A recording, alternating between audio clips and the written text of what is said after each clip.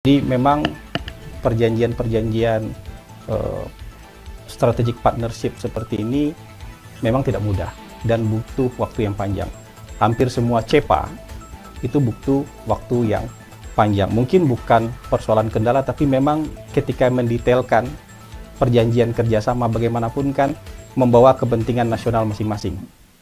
Presiden sudah menyelesaikan perjalanan 2 minggu berkeliling berbagai negara,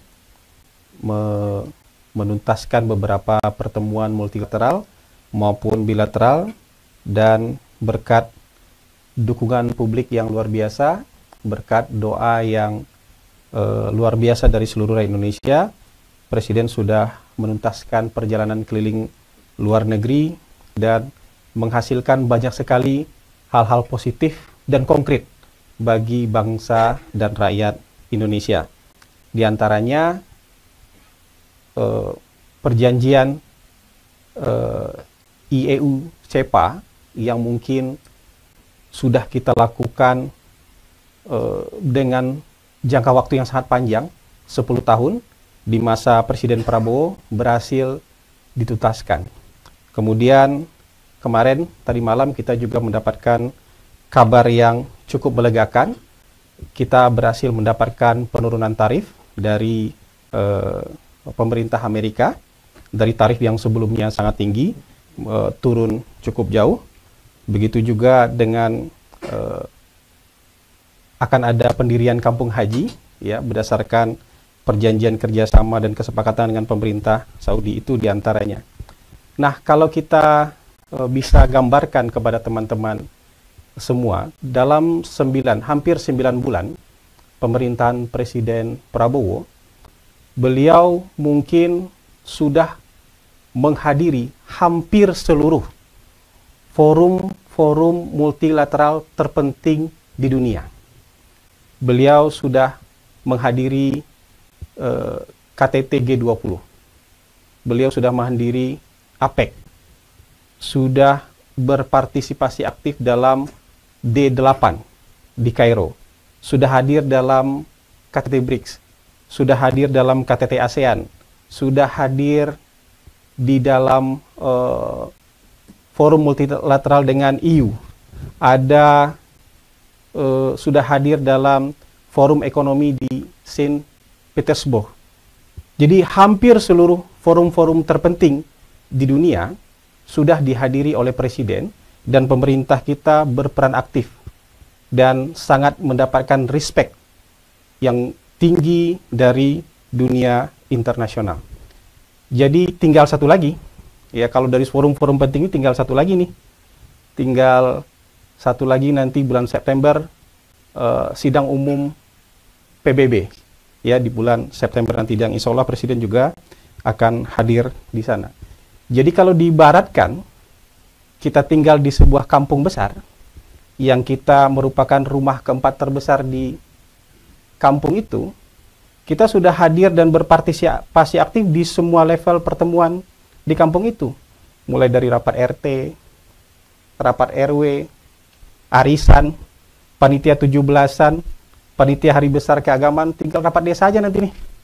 Rapat kampung yang akan dilaksanakan di bulan September nanti, dan hasilnya seperti yang sudah diketahui juga oleh teman-teman, hasilnya sangat baik. Ya, jadi kita berdoa nanti negara kita dengan kepemimpinan Bapak Presiden bisa memainkan peran yang sangat penting di kancah global, bukan hanya sekedar diperhitungkan di kancah global, tapi juga membawa manfaat yang sangat besar terhadap bangsa kita, membawa investasi, kerjasama perdagangan, sehingga menghasilkan bisa memunculkan lapangan kerja yang lebih banyak di negara kita. Mungkin itu yang bisa disampaikan sebagai pengantar di hadapan teman-teman semua, dan bisa menjadi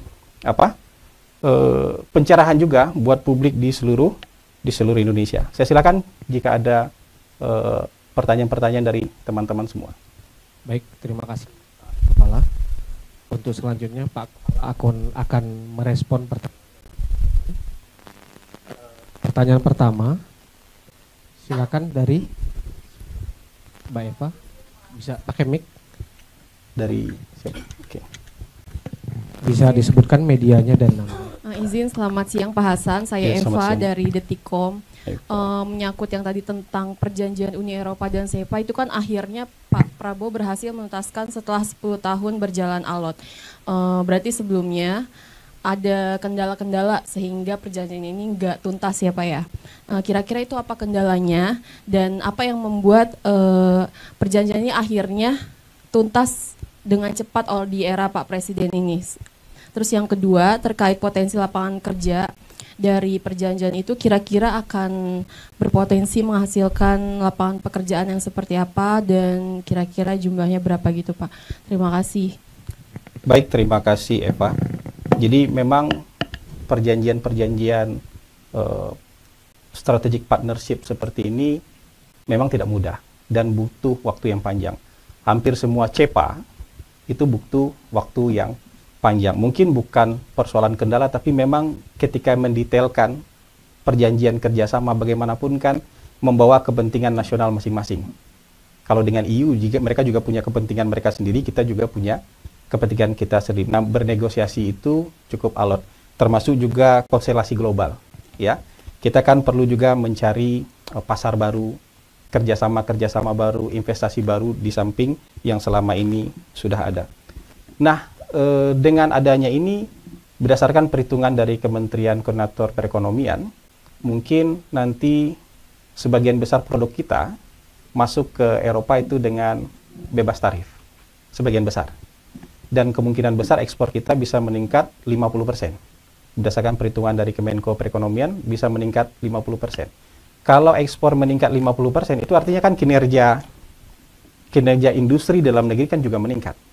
Dan kalau kinerja industri meningkat, artinya kan serapan tenaga kerja juga akan banyak. Itu dari sisi perdagangan. Begitu juga dari sisi investasi. Kalau sisi investasi juga diprediksi investasi yang sudah cukup besar, sebesar 24 miliar dolar mungkin selama ini dari Uni Eropa, itu akan meningkat juga jauh lebih besar ke negara kita karena perjanjian ini. Dan itu artinya juga kalau investasi masuk kan, logika sederhananya juga lapangan kerja akan tumbuh. Kira-kira bayangan sederhananya seperti itu. Nanti kalau detailnya mungkin bisa kita perdalam dari Kementerian Perekonomian nanti. Jadi kira-kira gambaran sederhananya seperti itu. Perdagangan kita akan meningkat, diprediksi sedikitnya 50%. Artinya kinerja industri kita juga akan meningkat dan butuh lapangan kerja lebih banyak. Kira-kira seperti itu. Silakan Ya, pertanyaan berikutnya. Disebutkan media dan namanya. Iqbal, oke. Kemarin malam itu Presiden Amerika Donald Trump sudah mengungkapkan bahwa sudah terjadi kesepakatan tarif antara Indonesia dengan Amerika. Nah, saya pengen tahu bahwa apa sih detail kesepakatan antara Indonesia dan Amerika? Ya. Apakah hanya sekedar menurunkan tarif dari 32% menjadi 19%? Kemudian kesepakatan itu apakah masih menguntungkan untuk Indonesia ke depannya? Terima kasih, Mas. Baik, khusus untuk hal ini, saya minta teman-teman, baik teman-teman wartawan maupun masyarakat di seluruh penjuru tanah air, bersabar sedikit lagi. Ya, detailnya sedang dikerjakan oleh tim negosiasi. Ya, kesepakatan payungnya sudah ada, detailnya segera akan dirampungkan. Dan sebentar lagi juga insya Allah Presiden Prabowo Subianto akan mendarat di tanah air dan akan memberikan keterangan yang lebih lengkap soal kesepakatan tarif, perjanjian tarif dengan pihak pemerintah Amerika Serikat. Yang bisa kita garis bawahi pada kesempatan kali ini, mungkin begini, ketika Vietnam itu dari tarif awal bernegosiasi dengan pemerintah Amerika, turun menjadi 20%, itu banyak sekali yang mengapresiasi. Karena berhasil bernegosiasi dengan pemerintah Amerika. Sekarang pemerintah kita dari tarif awal itu turun ke 19%. Jadi lebih rendah nih dibandingkan dengan negara-negara lain yang ada di ASEAN. Jadi kalau kita ibaratkan ada sebuah rumah, dia bikin pagar nih, kan pagarnya awalnya tingginya 32 kalau buat kita. Setelah kita bernegosiasi, pagarnya bisa diturunkan menjadi 19. Ya, tentu ini kemajuan yang juga tidak bisa dibilang kemajuan yang kecil.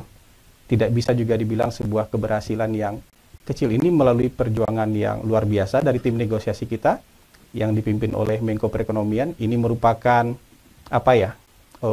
negosiasi yang juga luar biasa yang dilakukan oleh Presiden kita secara langsung dengan Presiden Donald Trump, dan ini titik temu antara pemerintah kita dengan pemerintah Amerika Serikat.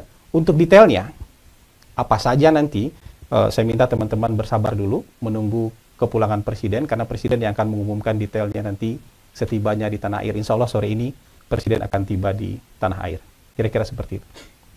Terima kasih Pak Kepala. Selanjutnya.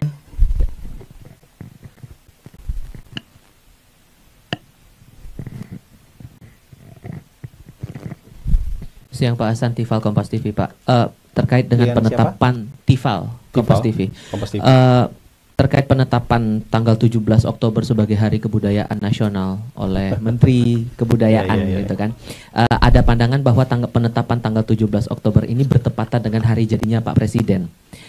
Apakah sebetulnya memang ada niatan filosofis mengambil tanggal itu bertepatan dengan hari ulang tahun Pak Presiden, atau sesungguhnya ada alasan filosofis lain yang membuat penetapan tanggalnya di hari itu? Karena ada pandangan juga dari salah satu budayawan, Butet Kertarajasa, menyampaikan sebetulnya penetapan Hari Kebudayaan Nasional itu belum urgen, belum terlalu dibutuhkan. Jadi apa alasan filosofisnya dan urgensinya apa? Begitu, terima kasih.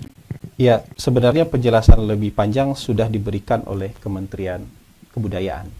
Dari hasil komunikasi kita dengan Kementerian Kebudayaan, bahwa ini merupakan masukan dari para budayawan, para pekerja seni, tradisi, yang merasa penting untuk ditetapkan sebuah tanggal sebagai Hari Kebudayaan untuk mengapresiasi para budayawan, tradisi, seni, pelaku seni tradisi, supaya juga tidak hanya sekedar diingat, tapi juga mendapatkan tempat ya dalam keberlanjutan pembangunan bangsa kita.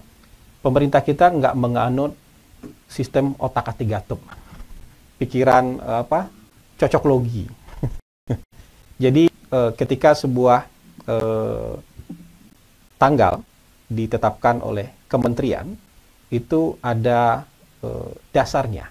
Apakah itu dasar hukum, apakah itu dasar peristiwa, atau dasar sejarah.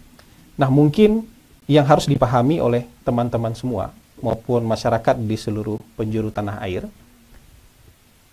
puncak dari pengakuan keberagaman kita sebagai bangsa yang plural, terdiri dari berbagai macam suku bangsa, berbagai macam etnis, kebudayaan, adat istiadat, dan segala macam. Puncak pengakuan terhadap keberagaman itu adalah ditetapkannya peraturan pemerintah nomor 66 tahun 1951. Pada saat itu, negara mengakui keberagaman dengan memasukkan semboyan Bhinneka Tunggal Ika sebagai bagian dari lambang negara. Jadi penetapan burung Garuda sebagai lambang negara dan memasukkan semboyan Bhinneka Tunggal Ika sebagai bagian yang tidak terpisahkan dari lambang negara. Dan menurut kajian ya yang disampaikan ke Kementerian Kebudayaan, inilah puncak pengakuan terhadap keberagaman kita sebagai bangsa yang plural, termasuk juga keberagaman budaya kita. Dan ini yang dijadikan alasan. Sebenarnya tidak hanya satu tanggal ini, ada 6 atau 7 tanggal yang dijadikan alternatif sebagai hari kebudayaan. Misalnya ada tanggal 2 Mei yang sudah hari pendidikan, tanggal 20 Mei, ada berapa tanggal lagi saya tidak hafal yang diusulkan. Tapi karena hari-hari itu sudah ada harinya, ada hari peringatannya, dan hari ini juga tanggal 17 Oktober ini ada momen sejarahnya, pengakuan resmi pemerintah terhadap keberagaman dengan dimasukkannya semboyan Bhinneka Tunggal Ika sebagai bagian tidak terpisahkan. Makanya mana burung Garuda? Wah, di ruangan ini harus ada burung Garuda. Burung Garuda itu, lambang negara itu nggak terpisahkan dengan semboyan Bhinneka Tunggal Ika. Itu puncak pengakuan terhadap keragaman budaya kita yang bermacam-macam itu sebagai budaya bangsa Indonesia. Kira-kira penjelasannya seperti itu. Jadi kita tidak menganut otak-atik, gatuk, atau cocok logi. Kalau kebetulan nggak apa-apa. Ini kan soal kebetulan. Kebetulan itu banyak. 21 Juni, Bung Karno wafat. 21 Juni, Presiden ke-7 Indonesia lahir. Kalau cocok logi bisa panjang tuh. Tapi kita tidak menganut cocok logi. Orang yang memperingati itu sebagai hari wafatnya Presiden, boleh. Orang yang mau memperingati hari itu sebagai hari lahirnya Presiden, juga boleh. Orang yang memperingati 17 Oktober sebagai hari kebudayaan, boleh. Orang yang memperingati 17 Oktober sebagai hari lahirnya seseorang juga boleh. Jadi kita mulai belajarlah menghindar dari cocok logi dan otak-atik. Kira-kira gitu ya.